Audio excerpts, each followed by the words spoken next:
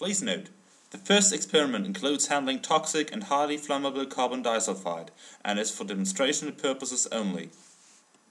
Hello and welcome to another chemistry video. The first experiment is the well-known barking dog experiment, and so at first some dinitrogen monoxide is needed. The cylinder is sealed with a stopper and transferred into the fume hood. In this workplace it is possible to work with some messy chemicals such as carbon disulfide, which is needed for the next step. So approximately 0.15 milliliters of carbon disulfide are transferred into the glass cylinder with a syringe. After the carbon disulfide is transferred into the glass cylinder, the stopper is placed back on top and the cylinder is shaken, while special attention is paid to the inside pressure of the glass tube, because a huge amount of the carbon disulfide evaporates into the gas phase and builds up pressure. So after venting a few times, the inner atmosphere of the glass cylinder is saturated with a mixture of dinitrogen monoxide and carbon disulfide. And now, last but not least, the mixture needs some activation energy, which is transferred by a match.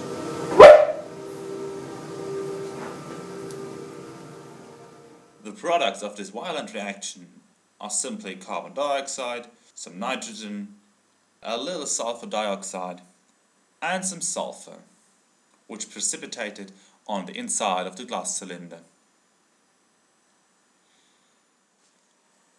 The next experiment shows the whistling test tube, which consists of some sulfur and some iron wool. At first, some sulfur powder is placed into a test tube. After that, a certain piece of iron wool follows. When done, the whole test tube is heated with a Bunsen burner. So the sulfur begins to melt and to evaporate. When the sulfur vapors come in contact with the iron, a reaction where iron sulfide is formed occurs. It is not absolutely sure what exactly causes the noise in this reaction.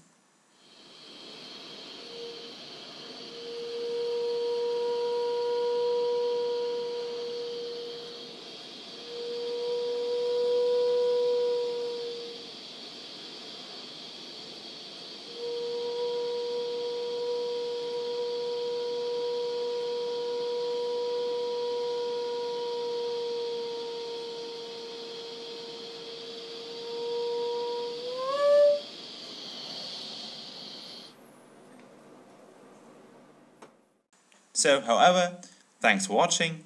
Please rate, comment, and if you want, subscribe to my channel.